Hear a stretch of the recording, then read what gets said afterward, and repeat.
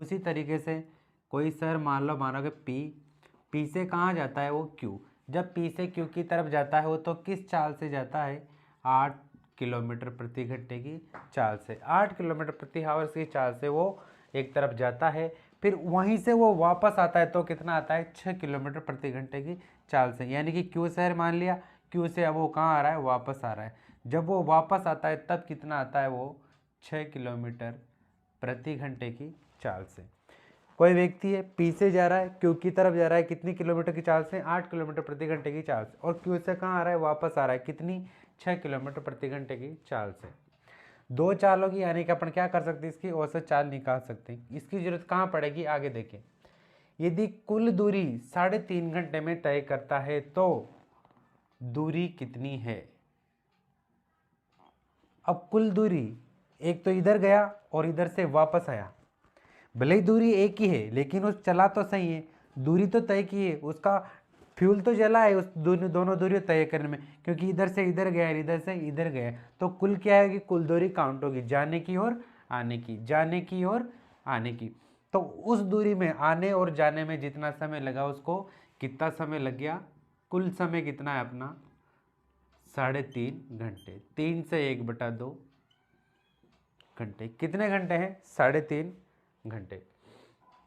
अब पूछ रहा है कि दूरी कितनी है, कुल दूरी कितनी तय कर ली उसने, 3.5 घंटे उसको लगे, तो पूछ रहा है कि कुल कितनी दूरी है, यानी कि पी से क्यू तक की कितनी दूरी है वो अपन को निकालना। अब देखिए क्या पूछ रहा है, दूरी, और दूरी का सूत्र क्या होता है, चाल गुणा समय। दूरी का सूत्र क्या होता है अपने पास, चाल गुणा समय। दूरी बराबर चाल गुणा, जब वो दूरी बराबर इतना चाल इंटू समय पूछ रहा है तो समय कितना दे रखा है यहाँ पर, 3.5 घंटे। समय कितना दे दिया अपने पास, 3.5 घंटे। तो अपन को दूरी ज्ञात करने के लिए क्या जरूरत पड़ रही है, केवल चाल की जरूरत पड़ रही है। किसकी जरूरत पड़ रही है, चाल की जरूरत पड़ रही है। यानी कि अपने पास चाल हो तो उसको अपन समय से गुणा कर देंगे और अपन क्या निकाल लेंगे, दूरी निकालेंगे। अब चाल कहाँ पर दे रखी, इसमें यहाँ पर भी दे रखी है, यहाँ पर भी दे रखी है। अब इसमें चाल दे रखी है उसने 2, कितनी चाल दे रखी है, 2 चाल दे रखी है। अब अपन कंफ्यूजन में है कि किसको लगाएं या इस चाल को लगाएं। देखिए उसने 2 चाल दे रखी है, एक आने के हिसाब से एक जाने के हिसाब से। इन 2 चालों से अपन क्या करेंगे, एक चाल बनाएंगे। 2 चाल से क्या बनाएंगे, एक चाल बनाएंगे, और वो एक चाल बनेगी उसको क्या कहते हैं अपन, औसत चाल।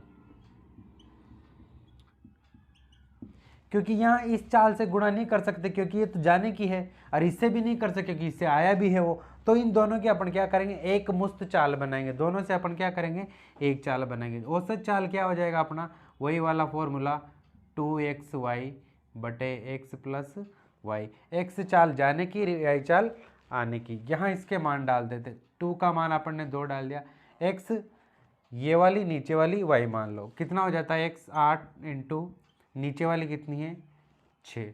नीचे दोनों को क्या करना है, यही वाली जो ऊपर गुणा की है उन्हीं को नीचे क्या कर देना है, जोड़ देना है। कितना हो जाता है, 8 को 2 से गुणा कर देते हैं, कितना हो जाता है 16, और 16 गुणा 6, नीचे 8 और 6 कितना हो जाता है यहाँ पर 14। देखिए 2 से कितनी बार कट जाता है, 7 बार। 2 से कितनी बार, 8 बार। 8 को किससे गुणा कर देंगे, 6 से। 8 छंग कितना हो जाता है 48। 48 में किसका भाग दे रहे हैं अपन, 7 का। कितना हो जाता है यहाँ 48 बटे 7। ये अपने पास क्या आ गई है, औसत चाल आ गई। औसत चाल कितनी आ गई अपने पास, 48 बटा 7। 48 बटा 7 अपन कहाँ डाल देंगे, यहाँ पर। अब 48 बटा 7 को अपन क्या कर देंगे, 3.5 घंटे से गुणा कर दे। अब देखिए 3.5 घंटे को अपन क्या करेंगे, पूरे घंटे में बनाएंगे। यहाँ 3 घंटा भी दे रखा है और आधा घंटा दे रखा है, इसको अपन क्या करेंगे, वैसे चाहे तो इसकी सरल भी बना सकते हैं, 3 से 2 गुणा कर दो, 6 6 1 गुना कितना हो जाता है 7। लेकिन आगे देखिए लॉजिक तरीके से कैसे किनको किया जाता है। देखिए समय कितना है यहाँ पर, 3.5, 3 घंटा और आधा मिनट, 3 घंटा और आधा घंटा। 1 घंटे बराबर 60 मिनट। 1 घंटा बराबर कितना हो जाता है अपना 60 मिनट। 3 घंटे बराबर 3 × 60 बराबर कितना, 180 मिनट। 3 घंटे में कितने हो रहे हैं अपने 180 मिनट। 3 घंटे में हो गया अपने 180 मिनट। 180 मिनट तो 3 घंटे के प्लस आधा घंटा भी और है। आधे घंटे में कितने मिनट हो जाते हैं 30 मिनट। कुल मिनट कितने हो गए 180 प्लस 30 बराबर कितना हो जाता है 210 मिनट। यानी कि टोटल मिनट कितने हो गए यहाँ पर 210। अब ये अभी तो क्या है अपने पास मिनट आए, मिनट का अभी अपन क्या करेंगे घंटे बनाएंगे। तो 60 मिनट में कितना होता है 60 मिनट बराबर 1 घंटा। 60 मिनट में कितना घंटे होते हैं 1 घंटे। 210 में अपन किसका भाग देंगे 60 का भाग दे देंगे। 210 में किसका भाग दे दिया अपन ने 60 का भाग दे दिया। अब देखिए यहाँ इस जीरो से जीरो कट जाएगी और 3 से ये कट जाएगा कितनी बार 2 बार। इधर 3 का भाग किस में कितनी बार चला जाएगा 7 बार। यानी कि जो समय तक किस में चेंज हो गया 7/2 घंटे में। इसकी सरल वैल्यू क्या हो जाती है यहाँ पर 7/2 घंटे।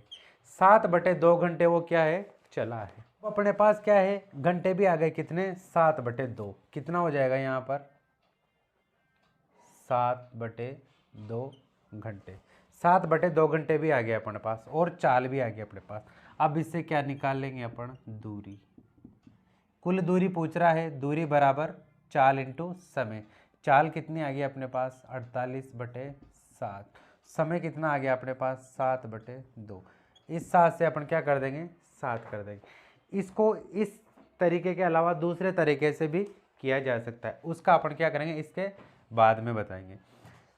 7 से अपन क्या कर दिया 7 काट दिया। अब यहाँ पर क्या है 48, इधर क्या है 2 का भाग दिया 4 में 2 बार, फिर 8 में दिया कितनी बार 4 बार। कितना आ जाता है 24। दूरी क्या आ गई अपने पास 24 किलोमीटर। कुल दूरी कितनी आ गई अपने पास 24 किलोमीटर। देखिए एक बार फिर रिपीट करते हैं इसको।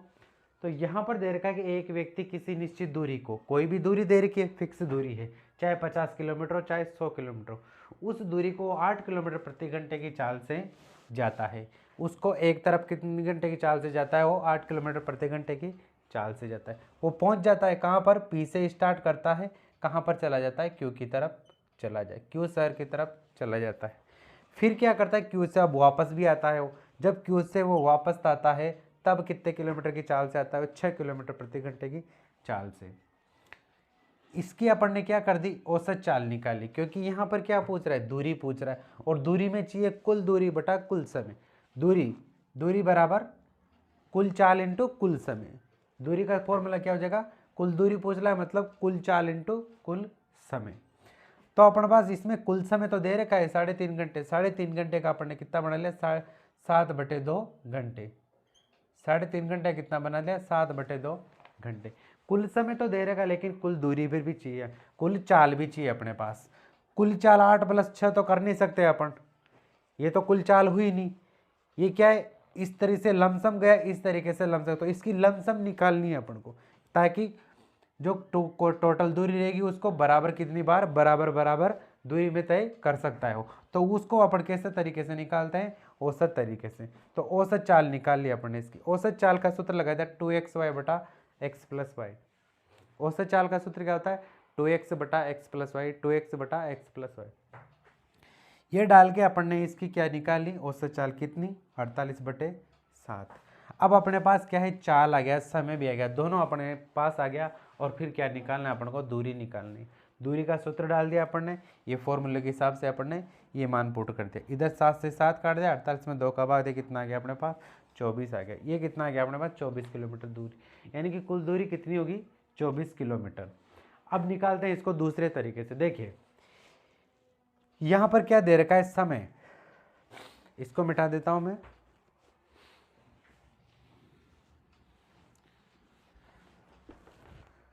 अब इसी को दूसरे तरीके से देखिए, समय कितना दे रखा है अपने पास,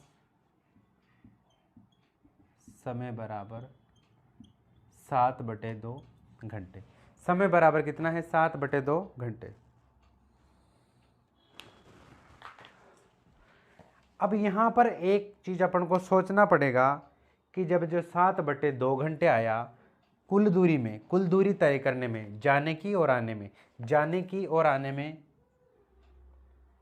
जाने और आने में कुल समय। जाने और आने में कुल समय कितना लगा आप लोगों को 7/2। देखिए माना कि यदि वो पहले अपन 8 किलोमीटर प्रति घंटे की चाल को ले ले, माना कि पहले वो इधर से इधर गया, पहले पी से क्यू की तरफ गया, पहले से पी से क्यू की तरफ गया हो, पी से क्यू की तरफ कितनी चाल से जा रहा है 8 किलोमीटर प्रति घंटे की चाल से। कितनी दूरी तय करी, माना कि x दूरी, कितनी दूरी, माना दूरी x किलोमीटर, माना कि अपन ने x किलोमीटर दूरी इसको मान लिया। इधर जाएगा तब भी x गया, q से जब p किया तब p की तरफ आया, और जब भी कितनी मान ली अपन ने x किलोमीटर मान ली। अब जैसे ही अपन ने x किलोमीटर इसको दूरी को माना और अपने पास क्या है चाल दे रखी, यदि अपन समय निकालते, इसका अपन समय निकालें तो क्या होता है, समय बराबर होता है दूरी बटे चाल। क्या होता है, समय बराबर दूरी बटे चाल। यानी कि अपन इस दूरी x में किसका भाग देंगे, 8 का। कितना आ गया अपने पास, जब वो इधर से उधर गया ये समय आ गया कितना, x/8 समय। यानी कि उसने जाने में कितना समय लिया, x/8 समय। जिस तरीके से टोटल 7/2 घंटे है, तो ये आने जाने का ही तो प्लस है। 7/2 घंटे क्या है, जाने का भी और आने का, दोनों का मिला के, दोनों का प्लस करके समय। तो एक साइड का समय तो ये आ गया कितना, x/8। अब देखिए जब वो Q से P की तरफ आया,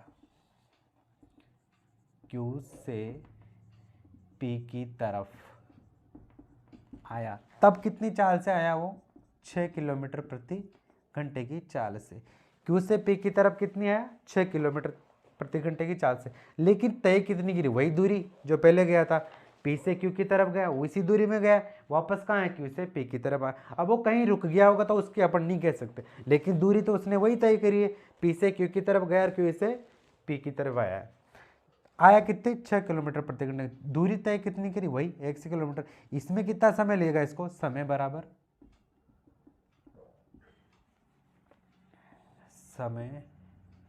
बराबर कितना हो गया अपना, दूरी बटा समय बराबर दूरी बटे चाल। समय बराबर इसमें भी वही लगेगा, दूरी बटा चाल। दूरी कितना चला, x, और बटे कितनी है, चाल कितनी है, 6 किलोमीटर प्रति घंटे। ये क्या हुआ इसका आने का, ये क्या हुआ इसका आने का समय। समय निकल गया अपने पास कितना, x/8 और x/6।